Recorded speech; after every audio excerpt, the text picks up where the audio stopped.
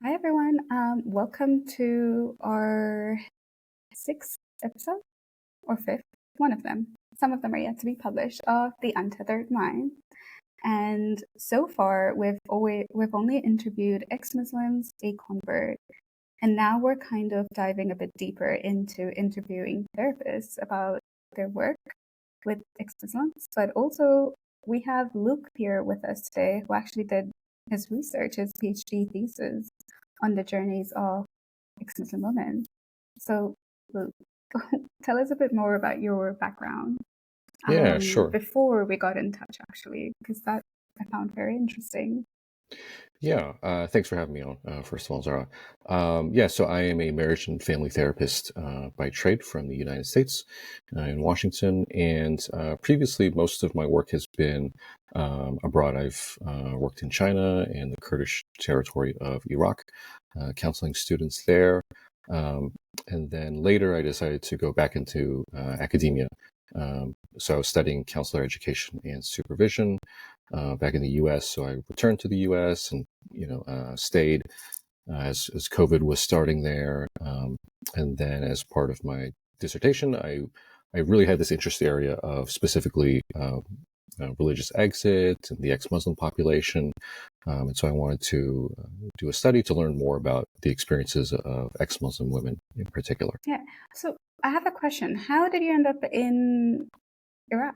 Was it Iraq the Kurdish part of Iraq? Yeah. How did you that's a bit unusual. Yeah, it is. Yeah. So I had graduated from at the time, my master's program in couple and family therapy in the United States. And I think I just ran across it, at some like therapist job board. They were looking for a counselor to work in person, like moving out there because, back then telehealth and Zoom and all these sorts of things were not really big at the time. And so I thought, why not? Like I hadn't really traveled much before prior to that.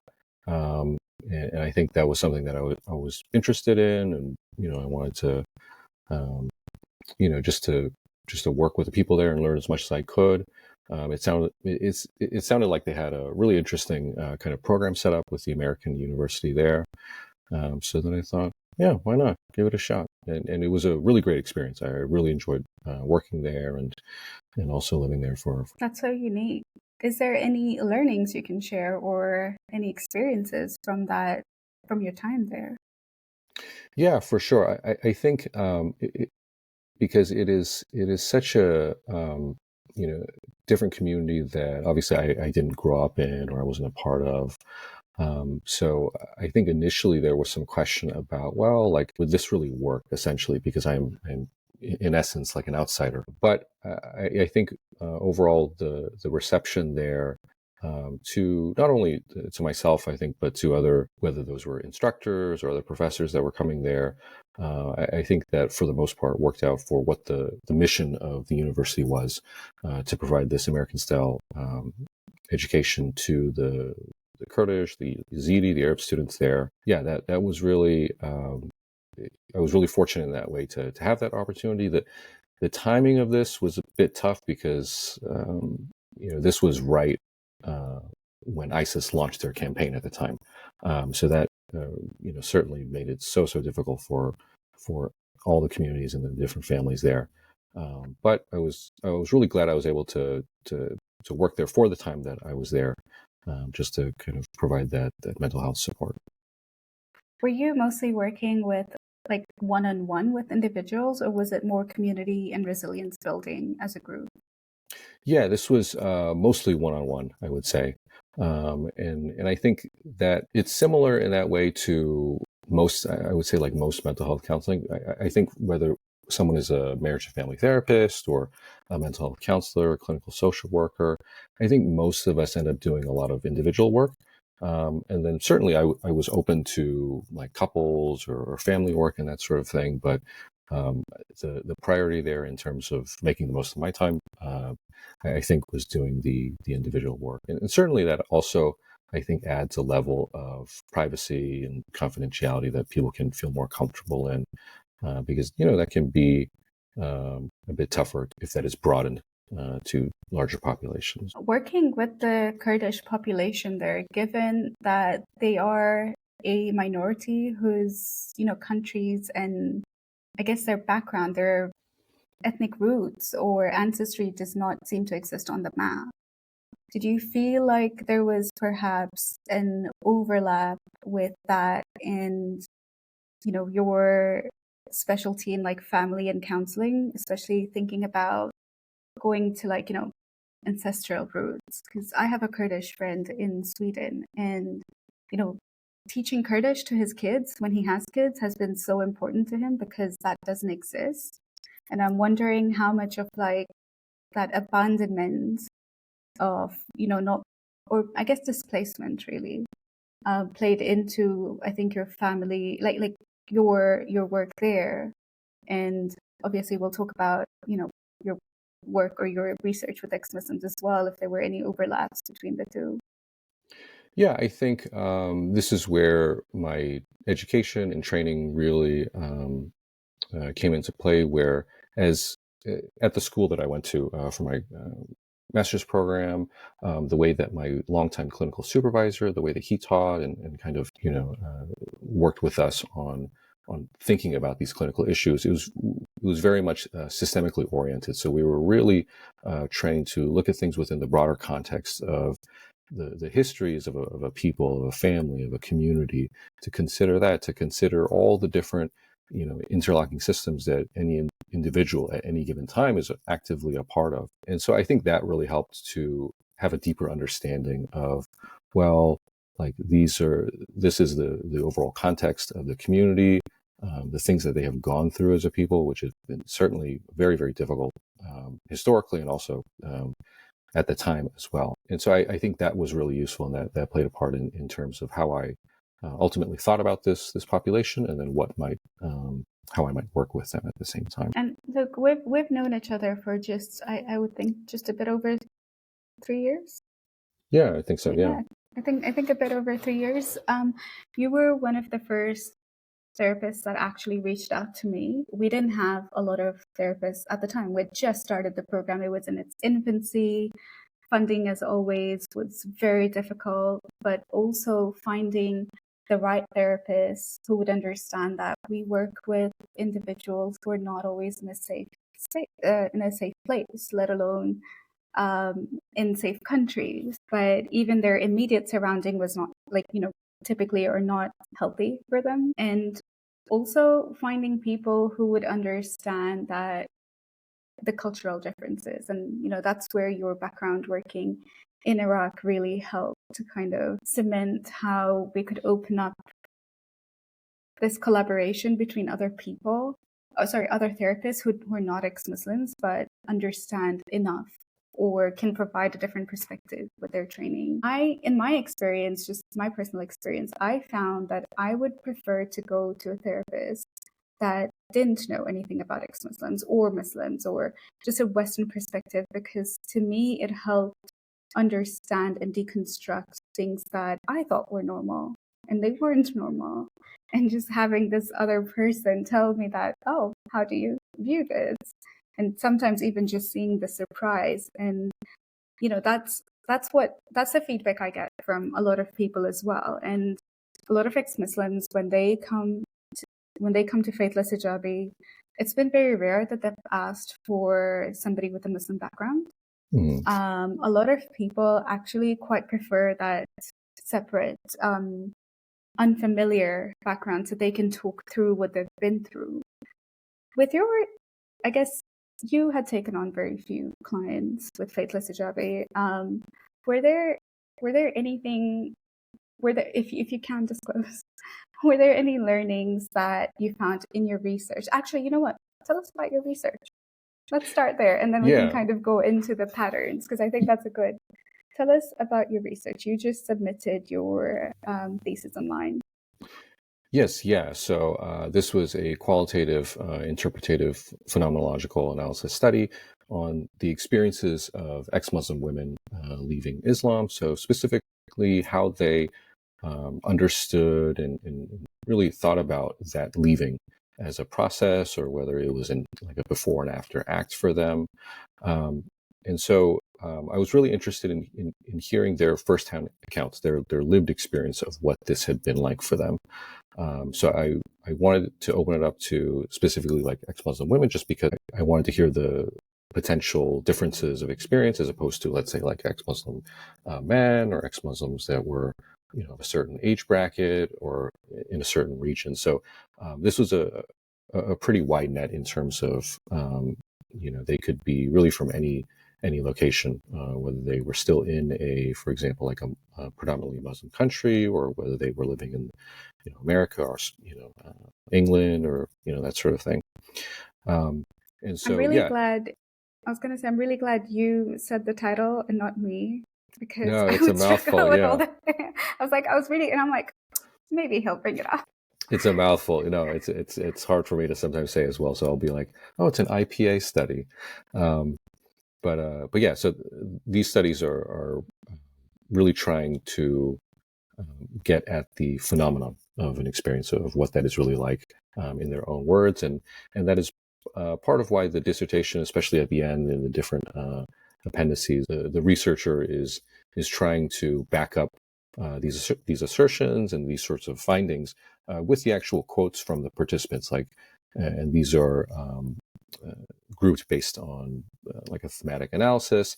And so that's something that I tried to do in terms of letting the participants' own words really speak for themselves, and then it's up to the researcher to interpret that to some degree, and then to, for example, like group that into, these are the areas of convergence within other participants, and also areas where they might be some perhaps like opposing or disagreeing views. So I know you looked at other religious trauma research and books as part of your research, and you mention, I think, Mormonism and Mm-hmm. Jehovah's Witness, I think, but also other, like, not limited to. Did you feel like, so this is probably the second, maybe there are four others that I've actually found the term ex-Muslim in terms of religious trauma and experience.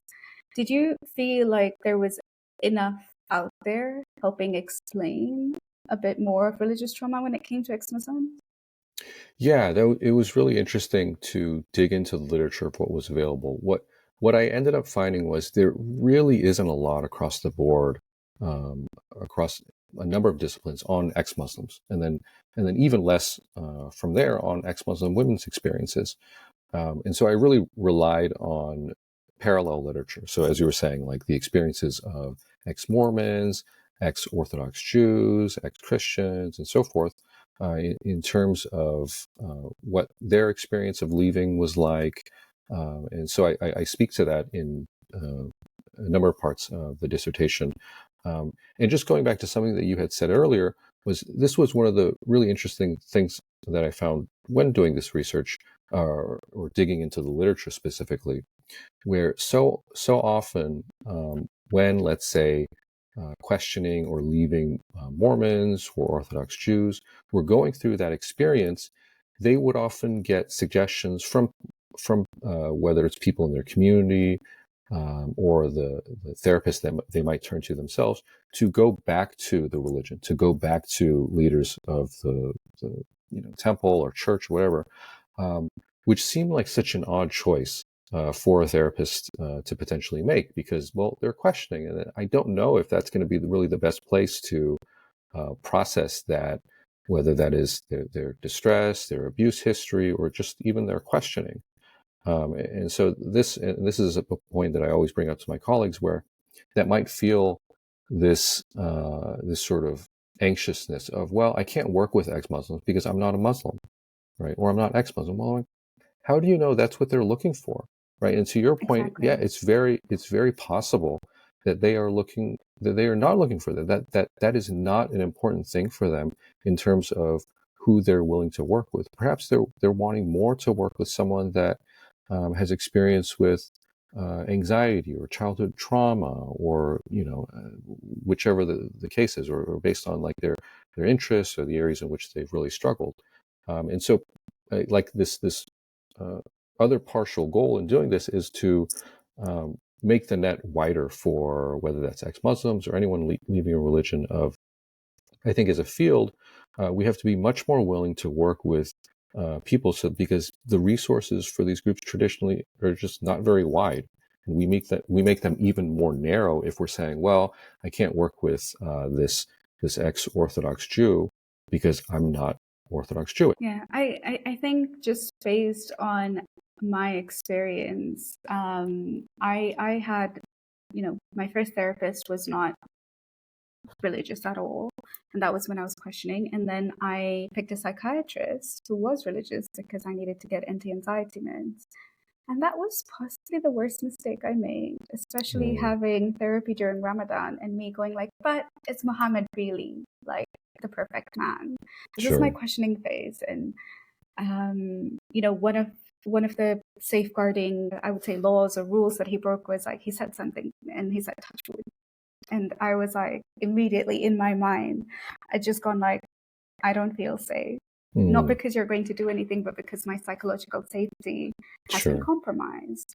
Or, he debated with me. He's like, but is capitalism or communism a good ideology? And I'm like, if I really wanted to pay a sociologist, I would do that. Yeah. So that was like one of the bad experiences that I had with a Muslim psychiatrist. And then every other time now when I actually ask for therapy, and I'm like, as long as they're not religious, and they're like, is there a reason? And I'm like, yeah, I have religious trauma, so I would prefer somebody who wasn't religious. And in Sweden, it's very easy to find that. But kind of going back to like the whole going back to, go back to the studies or to the religion or find solace in their religious teachings. I see that like increasingly now in the last 5 years, and I think maybe just a bit after COVID, it increased a bit more, is that a lot of religious groups, especially Muslims as well, are popularizing mental health, which is great. I mean, it's great. Yeah. One of the downsides is that there are actually there's Muslim therapy or Islamic therapy that kind of brings you back to God while you have like your medical degrees or your studies, and that kind of like brings you back into like using a lot of religion to bring comfort to to the people. And I read this tweet, and this is not from a Muslim, but it was just a side note because we talked about Mormonism. I read this tweet online where this guy is like, oh, I'm a therapist in Utah and I am working with the group with Mormons.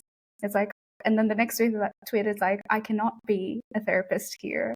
I can't tell people to go back to Mormonism when that is literally the source of their problems. Yeah. And I find that so interesting because it happens a lot in the US, where this distinction between like you have to be a secular, non-religious believing, like your beliefs should not come in your practice, which I thought was very common. But like in the UK, it was just a common thing that I'd never every time I went for therapy or I'd ask for it, everybody was like, yeah, the common practice is that you do not bring your beliefs in that as a therapist. And I'm like, oh, okay. But it was really interesting that in the US, there were, I would assume it's not standard practice, but the fact that it happens is very surprising to me. I don't know if, not in your experience or your colleagues, but have you had other people, maybe ex-Muslims, telling you about this, or other ex-religious people that they've actually been told to kind of go back to the religion? Yeah, and that's what made it, to a degree, not entirely surprising when I came across the literature that said, oh, these people pushed and recommended to go back to, faith leaders or counselors who have a certain religious belief system. And I think, and this is something that happens, I think, a discussion that comes up in counselor education as well, which is, certainly like an area I'm interested in that counselors can have whatever beliefs they want, like whatever religious beliefs they want, like that is totally fine. Like they can, that can be a big part of their identity. But then at the same time, when they're working with clients who might have X or Y belief or no beliefs or this sort of thing, or maybe questioning, like it really, I think, dips into this ethically very kind of suspicious area when there is a push to believe this or that thing, right? For the counselor to go into that area, and so I think ethically, if a counselor has a certain belief, and then let's say the client is questioning, like, yeah, like that has to be explored if that's their goal, and if that's their choice of maybe questioning or ultimately even leaving this thing that the counselor themselves believes, then that is the client's right. And I think the responsibility for the counselor or the therapist is to really support their client in whatever they feel like is makes sense to them. And this is this whole notion of we really respect and we value the autonomy and the sort of original belief and thought of the clients. Um, and so, but yeah, that is not really possible if the sort of default position is, well, you just don't understand the religion, so let me just educate you on this, right? Or, well, um, your parents are going to be so upset if you leave. All these sort of nightmarish things that potentially counselors or other friends or family or different religious members could say. So when I'm speaking to other counselors, like this is always in the back of my mind of like, we really have to respect and value their autonomy. So what does that look like for us if there is a conflict in terms of whatever our beliefs might be, and then what their beliefs might be? Yeah, I think I had I've had a lot of ex-Muslims like asking. I'm not even a therapist, but I have a lot of ex-Muslims who are like, oh, I'm not sure if I want to leave Islam. I don't know if I should. And I think just at that point, like I know when I was leaving, or like when I was just very new, it was all about like, I'm leaving, so you should too. And then it turned around, especially understanding that it's not an easy journey. So if somebody had said to me when I was questioning that, I should be leaving, I don't think it would have been my process. And now when I have people asking me questions about, oh, I don't know if this is the right decision, or I still believe in God, or maybe this part of Islam is something that stands out to me. And my response has always been, I think it's your journey. Like, I think this is for you. Like, I am not even going to give you the answers that you're looking for when you go like, oh, why did Muhammad do this? Or going into the depth of theology, because it's not like, one, it's not this like we shouldn't be having this conversation, especially because we're not friends and you're a random person actually in a position of vulnerability that is seeking some advice on what to do next. Right. And I don't want to be part of influencing anything that, especially in a private message, that doesn't feel true to you, because the reality is that a lot of ex-Muslims do watch content, so they will make up their mind. But when it's one-on-one, there's, especially being an activist, there's kind of like a power dynamic at play there. And I feel like that happens a lot with therapists, maybe, like that power dynamic of your therapist saying something, so it must be true, or I must do this, or even feeling like my example, feeling like, compromised. I want to go back to the research you had, your research on ex-Muslim women. So you had participants that weren't just in the US, they were in the Middle East, they were in Europe, and it was all ex-Muslim women raised within the religious framework, not people who converted to Islam. Right. Yeah. Okay. So you used RCT, which I have to read up again, relational cultural theory. Theory. Theory. Tell us a bit more about that, just on the surface level, and then why did you decide to use this methodology when it came to ex-Muslims, and what other options were there, or how did you come across linking the two together? Yeah, this was a really great suggestion from a dissertation committee member.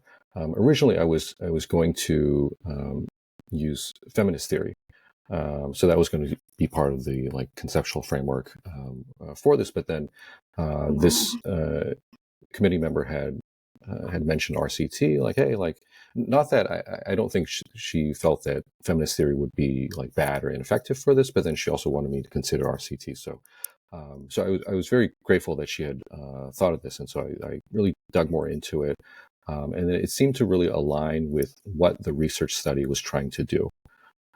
Which is, of course, going to the essence of experience, as is, central to IPA.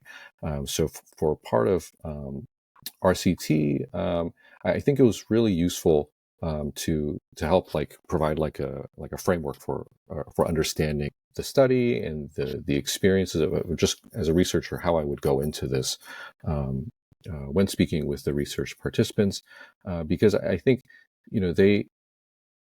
their experiences have been oftentimes so impacted by the different developmental stages that they were at, the different various systems that they were a part of at any given time, and what that process of, let's say, like growth and like a feeling of self-worth in terms of their identity, what that might look like across the lifespan. And so, that was something that I was able to get into with the research participants of digging into what their overall experience had been like. So I think for many of the participants, it was not just a snapshot into, well, like this was, you were leaving at X date. Like I don't think most of them thought of it in that way. They thought of more leaving as this very long process that had spans, such a large part of their lives, where even perhaps where it started as this kernel of doubt or questioning, and then continued into something else down the line, where eventually they felt like they were leaving or having left. Yeah, it's really interesting because whenever I talk to people who tell me that, oh, I was 13 or 15 when I realized I'm not a Muslim anymore, I'm almost envious, because at that age, I did not have the capacity to actually think about my beliefs. And I was studying at an Islamic school, so that was my entire world. Like, my high school, it was academic, but it was still like everybody around me was Muslims. So I had not known what it was like to even be a Muslim woman and not wear the hijab until I actually left abroad and, was surrounded by other people, other beliefs, having created relationships with different people around me.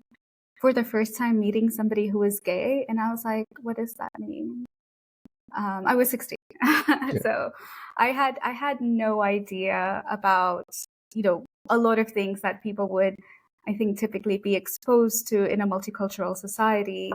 Even if I did come from, an East African country that had different ethnic groups, it was very segregated for me. And I know you mentioned, like, one of the factors or one of the contributing factors for, women leaving Islam was also attributed to their education and, given the space to question. And then when it happens, you don't realize that you've been questioning, at least for me, for like years. They were just so silent. And then when you actively have the courage to voice them, that's when, the time is ticking. Right. Yeah, absolutely. I think it was for many of the participants this build-up process. And a number of them had spoken to just that influence of education in university and in secular schools, and also just I think exposure to other content, whether that was through like forms, mediums across like the internet, like things like Reddit, Instagram, TikTok. I think all of those things have opened things up for many of the folks here in terms of being able to see, perhaps things that were outside of their community. And so that, I think, I remember coming across that in doing the research, but then also thinking like, wow, like this might have been so different, so different, and in a lot of ways so much more difficult if this was 40 years ago. right? If we didn't have, the internet connectivity, if we didn't have smartphones and all these sorts of things that allow people to really connect very quickly to other communities, across the globe. There's no region restrictions for the most part.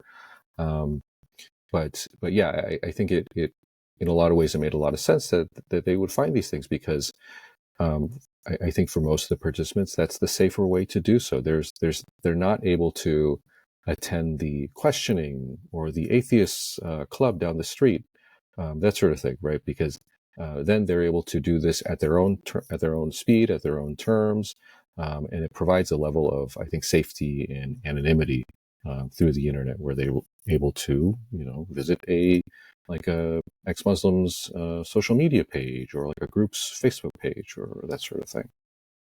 Yeah, it's so interesting. When I was questioning Islam, I didn't even know the term ex-Muslim. And this was in 2017. So I think only very few organizations existed, let alone would post about it, would write about it. I know the Reddit channel was there, but I wasn't on Reddit. So the fact that right now it's contributing to a lot of people questioning or finding comfort is so overwhelmingly nice, but at the same time, also quite dangerous as well, especially when they live in countries where people could monitor what you're doing on Reddit, Right. or there are YouTube channels of some of other ex-Muslims that are blocked in Pakistan, for instance, or Saudi. I don't think Saudi has a block, but I know Pakistan has a few blocks, and that's just kind of a testament to how far we've come as a group of people who were unknown to the wider world, but also one of the things that I've noticed is that now we're just growing. And that means, like with any group and community, we also have very different backgrounds, very different views, even after leaving. Some of us lean more conservative, some of us lean more liberal. So at times, like I monitor a lot of this online, and at times I see that as like, oh, that's a good thing. It means that we're a group that's diverse. But then I see that a lot of people start forming this, I don't know if that's what you would call it, but I see them forming this religious mindset of like this black and white way of viewing things. And I often have the same thing, and I have to challenge myself, like, why do I feel like this is right? Or like, why should people see this the same way? So I know a lot of and I think it's a bit of like the whole feeling like a sinner and sinning, or kind of relating to like my view is the right view, or that we should all think the same way, and really also not challenging themselves after they've left as well. In your research, you said that you had some of the people that had divergent experiences, or divergent, were they views or just experiences that were like kind of not going on the same? I think it was both. But there were certainly a lot of experiences where there was these areas of convergence and divergence. And for example, something that I spoke to in the I wrote this composite sort of narrative experience. Well, I think for many of the participants, leaving Islam felt like a perpetual process. Right. So I think the phrasing that I decided upon was, sometimes it feels like I'm leaving, sometimes it feels like I've left, or it might have been the other way around. So and for others, yeah, it was more like, no, like I have left. It feels like done to me. Right. But then at the same time, others might feel a little differently, or there might be individuals who feel both, where like sometimes, yeah, it has a sort of done feeling to it, and then other times perhaps it doesn't. And that, I think, was very consistent with the other parallel literature, and also things that I've just found on YouTube since then that were not part of the dissertation. So, for example, like this, I follow this young woman who is an ex-Mormon, and so she posts a lot of vlogs and content about her experiences as an ex-Mormon woman. And I think for very understandably, yeah, there can be that experience of like, this is something that impacts me in an ongoing way, because I'm dealing with the fallout from these relationships being cut off. I'm dealing with the fallout from how does this change my thinking and how I think about family or friendships or love or sex or whatever it might be. That was certainly one of the areas. And for the participants, and I think that this is why it's such a, it can be like this microcosm or the sample of the broader experience. Because my guess is that, because this ex-Muslim community is so big, there are going to be folks where they are like out, quote unquote, and their family knows and their community knows. And if that's the case for them, like, great. And then there are others that are not out, and they're really, no one knows, and perhaps they're only able to really speak to it online. And if that's the case, like, yeah, like I don't judge or sort of dismiss whatever course of action the individual takes, because ultimately they know best about what is safe for them and what is right for them, right? And so I think that was represented in the participants that I spoke to, where for some that was where they were at and part of their journeys, and for others it might be very different. And I think all of those like have to be okay as a part of, you can be part of this group, and you can self-identify as this, but then I don't think, that, at least from what I've seen in the group, there's this pressure of, hey, well, you need to reach this, and you need to, do this and that. I think it allows for people to just sort of have their experience. Yeah, I hope other people view it that way as well, or individuals, that people are allowed to have this different experiences, but also different views as well. I find that in general, with ex-Muslims building their online community and finding comfort in that, sometimes there can be this heavy pressure on people who are out and talking about it, because I get that a lot. They're like, oh, why aren't you talking about this issues? Or why aren't you talking about that? Or why don't you align with me on this? And I have to continuously be firm on, like, this is my journey. This is still ongoingly my journey. And that also means that these are my views. And I do not aim to be a leader or a figure. I just aim to be an individual who can speak out about it.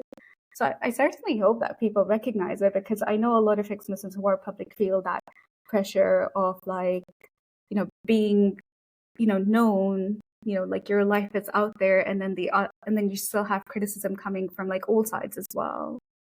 I wanted to ask a little more about guilt, the notion of guilt, if that ever came up in your research, and how, if individuals ever felt guilty, not just about leaving Islam, but other things as well, like day-to-day things that made them feel guilty.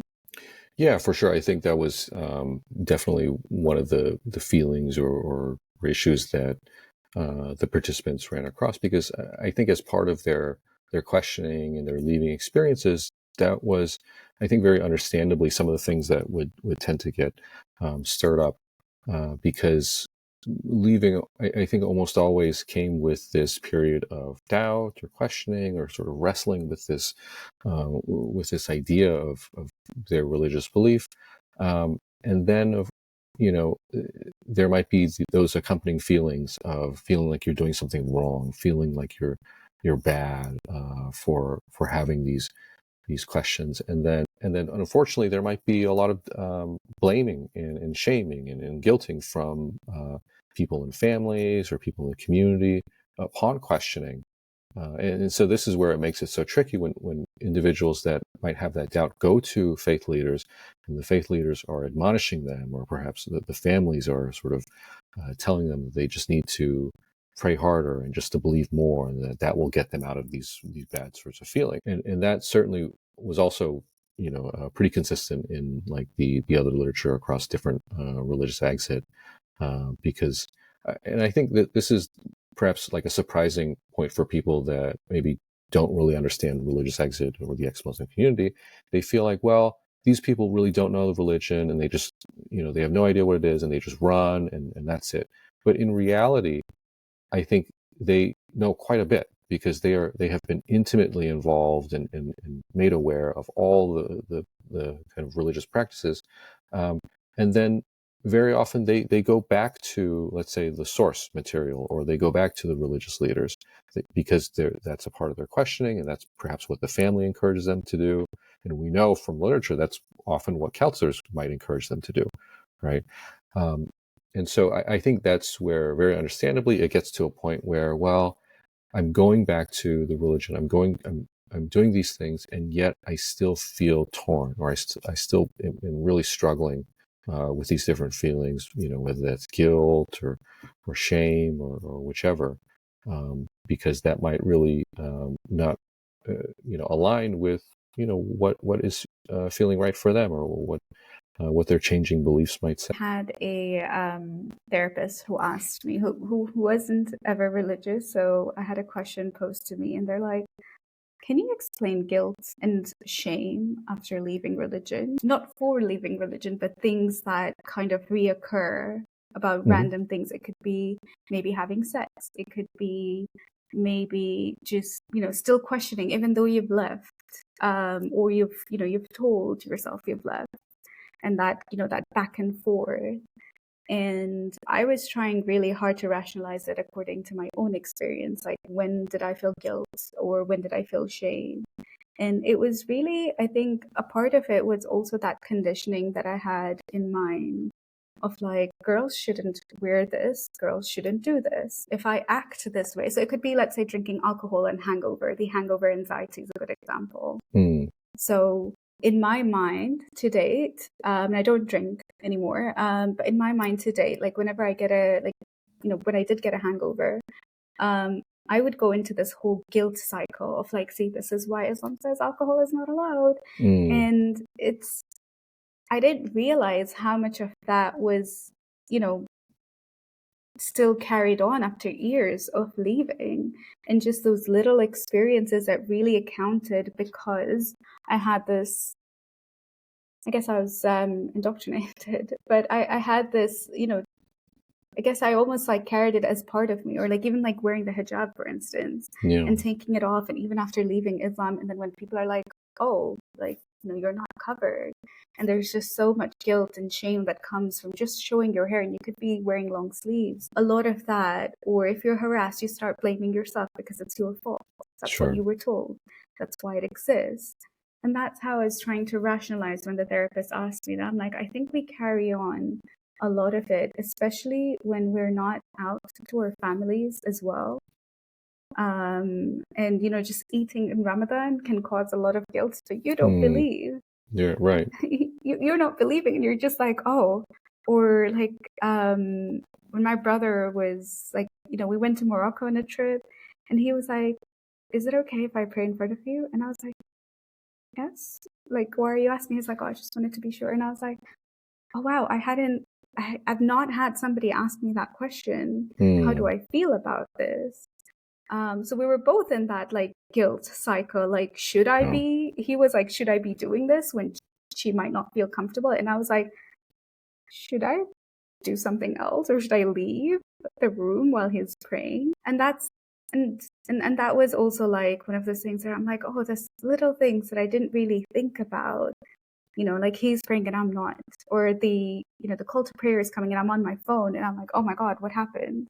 Why am I on the phone? Or I shouldn't be talking, I should be silent when that happened. Almost like it's a reflex.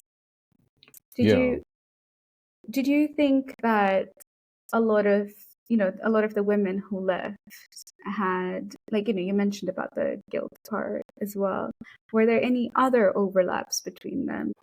Yeah, I think, I had mentioned the ongoing feeling of leaving that I think many of the participants have felt. I think, and I mentioned like the impact and the influence of like education and outside sources.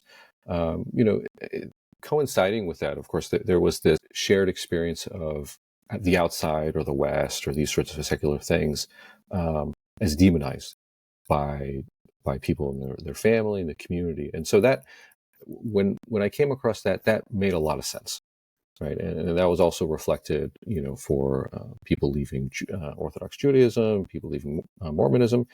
And from the perspective of the religious community, it makes a lot of sense, because because there might be a lot of concern, whether it's justified or not, of individuals leaving. And so if the belief is that, well, we don't want people to leave, and these things we feel are really harmful to them, then we're not going to really portray them in a good light. We're going to tell them that it's bad or it's dangerous for these reasons. And so that, I think, was this really layered experience for most of the participants, where they're, on one hand, they're finding some kind of like ideological refuge or some kind of solace in these outside communities, beliefs, education, and on the other hand, they're getting this reminder, this very, very clear reminder of, hey, like, these things are not good, or these things are bad, or you shouldn't really partake in these things, and this is why you should lean more towards the religion as opposed to leaning towards these other areas. And so, and that also, I think, contributes to that perpetual feeling or that struggle of, well, like, this has been told to me for so long that these things are bad, that it makes a lot of sense that ex-Muslims might really struggle for that, even long after that, having left. I definitely think it doesn't help that that fear of hell is also the outcome. Like, even after having left, a lot of people still hold on. Like, rationally, you're like, well, I left a religion and I know the outcome is hell. So rationally, you're like, well, I may not believe that hell exists, but I still fear it. And that kind of also adds on to that guilt and shame and other emotions when you're doing something that your religion has prohibited. Yeah, absolutely. I had this segment with somebody who had left ex-Jehovah's Witness. And in some ways, when she was telling me what she was going through, I was like, oh my God, that's crazy. How did you grow up like that? And then, when I talked about it, I was like, oh, in some ways I was raised relatively liberal, but, conservative. And I'm like, and we compared, towards the end, towards the end, we compared, like, what is the worst thing? And, for her, it was she would never be able to talk to her mom. Or never even see her mom. Sure. And they were like, oh, Zara, what's the worst thing for you? And I'm like, well, I would be killed. And when I said that, and I'm like, I know I'm joking, but like that could literally be the outcome if I ever go back home. Yeah. Right. So in some ways and I say this as a privilege, I had the privilege of having a relationship with my family, which a lot of ex-Muslim women or ex-Muslims don't. Right. And and then there's this entire safety aspect as well, where even in countries like Sweden, I have to get a protected identity so that I don't feel at risk. And in your research, you talk about ostracism as part of it. And I know a lot of other religious groups also, especially the fundamental ones like Jehovah's Witness and Mormons also have, or evangelical Christian as well, also have a lot of the ostracism aspect of it. What do you think was different, if it was, with ex-Muslims? Yeah, I think there certainly is that overlap, that shared experiences of being of feeling really dismissed from the community and cast out and made like persona non grata in essence. I think to your point, there can often be this added level of danger. And so I think that's something that, is apparent in the small amount of ex-Muslim literature that there is. But also, this speaks to that this is a real serious like safety consideration. And this is something that in one research article I found tended to be one of the differences in terms of ex-Muslims that were leaving as opposed to ex-Christians or ex-Mormons. The incidences of like abuse in the community or physical abuse that they had suffered tended to be much higher than their counterparts from other religions. So I think that's a very sad and unfortunate reality that they have to contend with in terms of really taking into account like impacting what that leaving journey might be like for them, because just as you were saying for yourself, like there might be a number of steps that they might have to take to keep themselves safe, and whether that is not being fully out or being out to a certain number of people, or relocating, or not talking to family, cutting off, or these sorts of things. Like that might be what they need to do to to sort of preserve their safety at that point. I think when I was leaving, instead of my family ostracizing me or cutting me off, I ostracized them. I messaged them and I'm like, I'm going to be public about my religion, so I'm going to block you all. And the reasoning was, which is so sad actually, the reasoning was, I don't want anybody to hurt you because of me. Not because we can't have a relationship with our differences. So that was like my approach, and it also came out of fear, not just fear for me because I was in a Western country, but it was fear of what could potentially happen to my family by association. Right. And the worst, maybe not the worst, but a lot of things did happen anyway. Like when I was in Tanzania, for instance, or even when I wasn't. Like the fact that I would ever post up photos with my siblings on social media and never even tag them, but if anybody from my community saw that initially, there was like a whole 3-year period where they would just not talk to my dad, and my dad had contributed a lot to the community. It's like not talk to my dad. When my brother was getting a divorce, they made it even harder because it had to go through religious community, right? But it was also bullying that my sister had to go through. So it wasn't just the effect of me leaving and the fear coming to me, but it was also the fear that, by proxy, my family could endure and suffer as well. And that was also something that you also carry around with like the honor aspect of it. Did you have that, like the honor aspect of, I don't know if you had it in your research, but feeling that burden of like, because you're a woman specifically, you leaving is destroying the family's reputation or honor? Yeah, I think a number of participants spoke to that in some capacity, if I'm remembering correctly, where there was certainly a lot of expectations, or let's say like kind of like control or guidelines that the family might have about behavior, like what they could do socially, what they could wear, who they could talk to, interests that they could have, these sorts of things.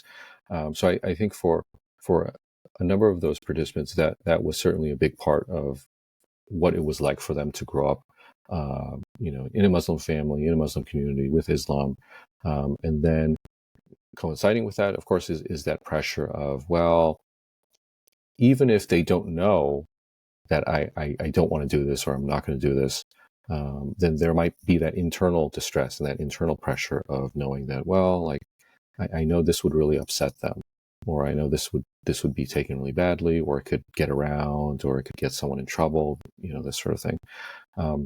And then I think for others there was that more apparent, if they do know, then this is going to cause a lot of distress, and this has caused a lot of perhaps like arguments and fighting within the family. So that very much I think is a part of that experience where that to use your phrase, I think that's very accurate. Like it has this weighing down effect, and then from there that's why it was really interesting to hear from the participants what it was like for them, what that feeling of leaving, and that for some of them they can identify this moment where they feel like, all right, well, here's where I really started to identify. So many of them spoke to it feeling like a relief, it feeling like this was a burden, like I was able to let this go, and I felt this wasn't on my shoulders anymore. And so in that sense, it made a tremendous amount of, it made a lot of sense that they would think of it and experience it that way, because it had been so heavy to hold it for as long as they did. It's really interesting. The women across, were there any patterns with them being in different geographical locations that were divergent? Or were there any feelings or trends that you might have noticed with like women who were in the Middle East versus the West? Yeah, I think the ones that there's some amount of like, moving or kind of being in a different, or like relocating is the word I'm looking for, which can, very understandably have an impact on that, because, if they relocate and find themselves in a less strict country, or a country that is leaning more secular in that way, then I think that can open it up to being more, not hiding so much, or not having to shield away this part of their lives. And so I think that was part of the composite narrative that I had written, where in that example, and the composite narrative doesn't speak to everyone's experience. It was just sort of like a general essence of experience. But in the composite narrative, the way it's written is that once I was able to leave physically, right, and whether that's to a different community or to a different country, then I feel like I can be a bit more myself here. Right, leaving, I think, takes on a different form because geographically, through a different community, it seems more possible, or perhaps it seems safer to do so. Not specifically related to the research itself, but outside of this, you've worked with ex-Muslims as well, and ex-Muslim women as well. Did you find that, I think I'm referring to one of the, your testimonial that you gave me, actually, what was it like as a therapist working with ex-Muslims?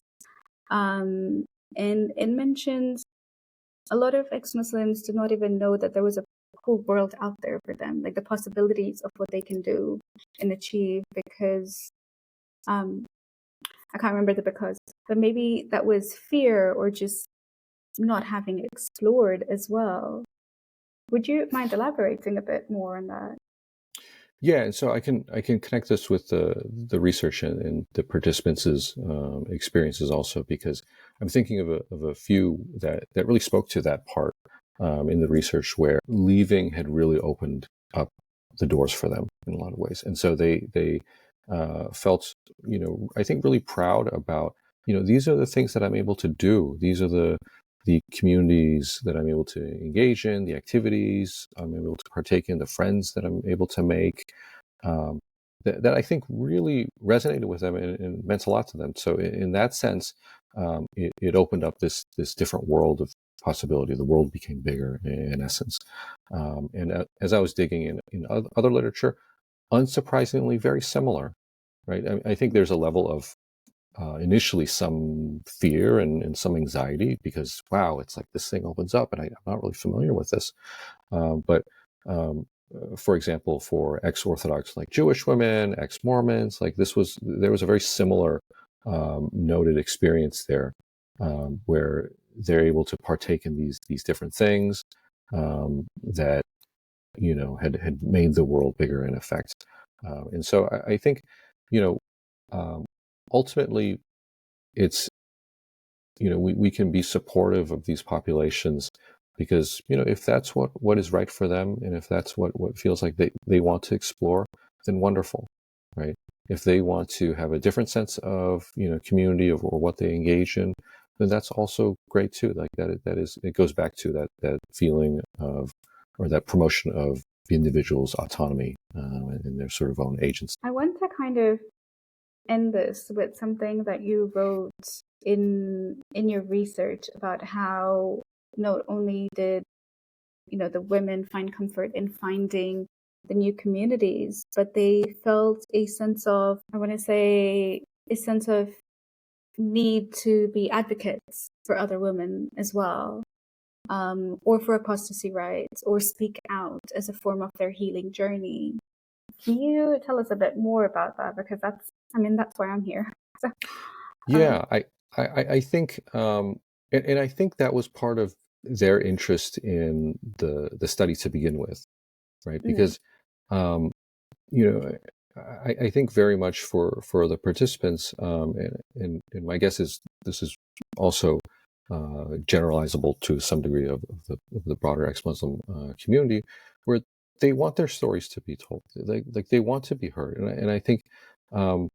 Understandably, this community feels really dismissed in a way where their stories perhaps have not really been given enough space and have not been really taken seriously, have been cast aside as, as sort of these private family matters, or like a religious matter that religious communities need to deal with themselves. And so I think that was part of the motivation of this interest, because, in essence, I'm asking these participants to do a great deal here. I'm asking them to really share they're very, very personal experiences in depth. Like this was a long interview process where they're sharing quite a bit of information there. So I think, yeah, I respect so much that their willingness to be a part of this and to have their stories told, and I owe so much to their participation in this. And so that was part of my goal, and I think to some degree they want to